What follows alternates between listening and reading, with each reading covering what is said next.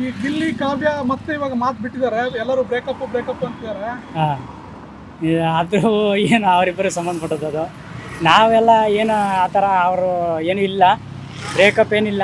ಅವ್ರೇನೋ ಒಂದು ಫ್ರೆಂಡ್ಶಿಪ್ ಥರ ಇದ್ದಾರೆ ಅಂತ ನಾವು ಅಂದ್ಕೊಂಡಿದ್ದೀವಿ. ಅವ್ರ ಮಧ್ಯೆ ಏನೋ ಲವ್ ಅಥವಾ ಲವ್ ಅಫೇರ್ ಆಗಲ್ಲ, ಏನಿಲ್ಲ. ಏನೋ ಅವರು ಫ್ರೆಂಡ್ಶಿಪ್ಪಲ್ಲಿ ಭಾಳ ಅನ್ಯೋನ್ಯವಾಗಿದ್ದಾರೆ. ಅದನ್ನು ತಪ್ಪಾಗಿ ತಿಳ್ಕೊಬಾರ್ದು ಅಂತ ನಾನು ಈ ಮೂಲಕ ಕೇಳ್ಕೊಳ್ತೀನಿ. ಯಾಕಂತಂದರೆ ಗಿಲ್ಲಿ ನಟನೂ ಒಂದು ಭವಿಷ್ಯ ಇರ್ತದೆ ಮುಂದೆ, ಮತ್ತು ಕಾವ್ಯವ್ರಿಗೂ ಒಂದು ಒಳ್ಳೆಯ ಫ್ಯೂಚರ್ ಇರ್ತದೆ. ನಾವೆಲ್ಲ ತಪ್ಪಾಗಿ ಕಲ್ಪನೆ ಮಾಡಿಕೊಂಡು ಅವ್ರಿಗೆ ಅಪಾರ್ಥ ಮಾಡಬಾರ್ದು ಅನ್ನೋದು ನಮ್ಮ ಉದ್ದೇಶ. ಈಗ ಮೊನ್ನೆ ಧ್ರುವ ಅಂತ ಒಂದು ಗಿಲ್ಲಿ ಮೇಲೆ ಒಂದು ಆಪಾದನೆ ಹೋಗ್ತಾ ಇದ್ದು, ನಿನ್ನ ಹತ್ರ ಕಾರ್ ಇದೆ, 100 ಕೋಟಿಗಳಿದೆ, ಮನೆ ಇದೆ, ನೀನು ಬಡವ ಅಂತ ಸುಳ್ಳು ಹೇಳ್ಕೊಂಡು ಜನರ ಬಡವ ಅಂತ ಹೇಳೋದು ಅವರೇನೋ ತಪ್ಪಿನ ವಿಚಾರ ಏನು ಹೇಳಿಲ್ವಲ್ಲ, ಅವ್ರು ಕರೆಕ್ಟಾಗಿ ಹೇಳಿದ್ದಾರೆ. ಅಲ್ಲ, ಧ್ರುವ ಅಂತ ಹೇಳ್ತಿರೋದು ನೀನು ಬಡವ ಅಂತ ಹೇಳ್ತಿದ್ಯಾ, ಬಟ್ ನಿನ್ನ ಹತ್ರ ಲಕ್ಷಗಟ್ಟಲೆ ಕಾರ್ ಇದೆ. ಲಕ್ಷಗಟ್ಟಲೆ ಕಾರ್ ಇದೆ ಅಂತಂದ್ರೆ ಅವ್ರು ಕಷ್ಟಪಟ್ಟಿರೋದು ಕಳ್ತನ ಮಾಡಿರೋದಲ್ವಲ್ಲ. ಹಗಲು ರಾತ್ರಿ ಕಷ್ಟಪಟ್ಟು ದುಡ್ದಿರೋದಲ್ವ. ಇನ್ನೊಬ್ರ ಹತ್ರ ಗೋಚ್ಕೊಂಡು ಇನ್ನೊಬ್ರ ತಲೆ ಮೇಲೆ ಕೈಕಿ ಸಂಪಾದನೆ ಮಾಡಿದರೆ ಅದು ಸುಳ್ಳು. ಇದು ಹಗಲು ರಾತ್ರಿ ಕಷ್ಟಪಟ್ಟು ದುಡ್ದಿರೋಂಥ ದುಡ್ಡಲ್ವ. ತಗೊಳ್ಳಿ ಬಿಡಿ, ಚೆನ್ನಾಗಿರಲಿ. ಬಡವ್ರ ಮಕ್ಕಳು ಯಾಕೆ ಕಾರಲ್ಲಿ ಓಡಾಡಬಾರ್ದ?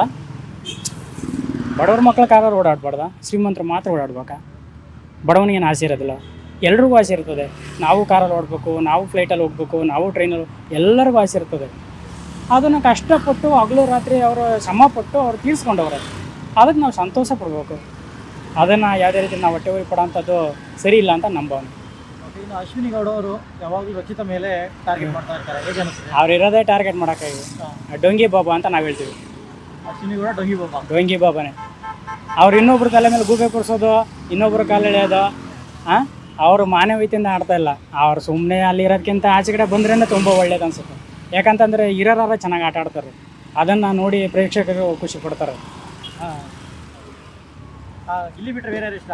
ಆಮೇಲೆ ರಕ್ಷಿತಾ ತುಳು ಮತ್ತು ಆಡ್ತಾಳಲ್ಲ, ಚೆನ್ನಾಗಿ ಆಡ್ತಾರಾ? ಹಾಂ, ಚೆನ್ನಾಗಿ. ಈಗ ಮೊನ್ನೆ ಧ್ರುವ ಅಂತ ಹೇಳ್ತಾ ಇದ್ರು, ರಕ್ಷಿತಾಗಿ ಕನ್ನಡ ಮಾತಾಡಕ್ಕೆ ಬಂದ್ರು, ಅವರು ಸುಳ್ಳು ಮಾತಾಡ್ತಾರೆ, ಡವ್ ಮಾಡ್ತಿದ್ದಾರೆ ಅಂತ ಹೇಳ್ತಾರೆ. ಅವರೇ ಡವ್ ಮಾಡ್ತಿರೋದು. ಅವಳು ಮಾನವೀಯತೆಯಿಂದ ಕರೆಕ್ಟಾಗಿ ಮನಸ್ಸಿಗೆ ತಕ್ಕನಾಗಿ ಮಾತಾಡ್ತಾಳೆ. ಓಕೆ, ಹಾಂ,